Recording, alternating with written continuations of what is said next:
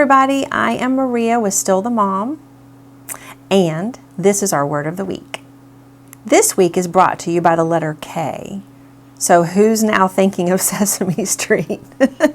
Or maybe you're thinking of my last name, and I wanted to talk about that for just a second before we get into our Word of the Week. You're probably wondering, is our last name pronounced Kerr or Kier?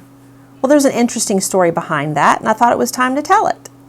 The family history scholars in my husband's family have been to Scotland. They've found the family line, the whole thing. So he is of Scottish descent, and there's also some English and some other nationalities mixed in there, as all of us would have.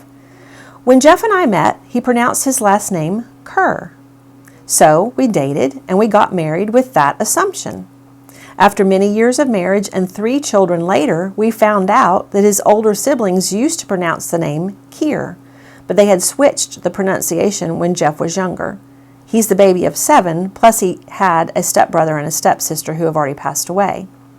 Now, some of his family are telling us that we're pronouncing it incorrectly and that we should go back to calling it Kier. It's a little late for that now, but in all honesty, we'll answer to either one. Now that that's cleared up, let's find out about our word of the week.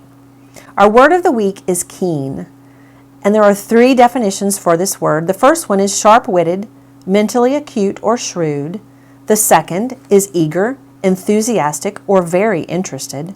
And the third is strongly felt or intense. The first definition is likely the one that you think of first. The second is more of a British usage and is usually used as keen on or keen of. And the final definition might be used as in a keen sense of smell. Which one did you immediately think of? Well, when I hear keen, I think of the first definition, and I also think of a scripture. Matthew 10:16 tells us to be shrewd as serpents and innocent as doves. What does it mean to be both shrewd and innocent? Let's find out. Shrewd means intelligent and wise, prudent or mindful of one's interests. Innocent means without a mixture of evil or free from guile. We've been teaching a class called Courageous Boundaries, and when I think of these 2 words, shrewd and innocent, I'm reminded of what we've been learning. When I'm mindful of my own interests, I'm creating safe boundaries.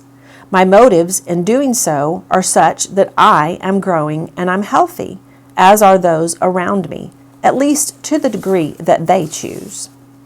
I believe God put these 2 words together because shrewd and innocent must go together to complete the thought. If I'm only shrewd, I might have evil motives. If I'm only innocent, I may lack the necessary boundaries required for abundant living. In John 1:47, Jesus meets Nathanael and immediately discerns of him that he is without guile, meaning that he's without deceit or crafty cunningness. I would guess that Nathanael was both shrewd and innocent. What about you? Do you believe that you live your Christian life in such a way as to be intelligent and wise, but without hidden evil motives? I'm sure we all have times when our heart deceives us. However, I believe God is more than willing to purify us so that our speech and our motives match. Lord, today, would you show us where we need to adjust so that we may be both shrewd and innocent?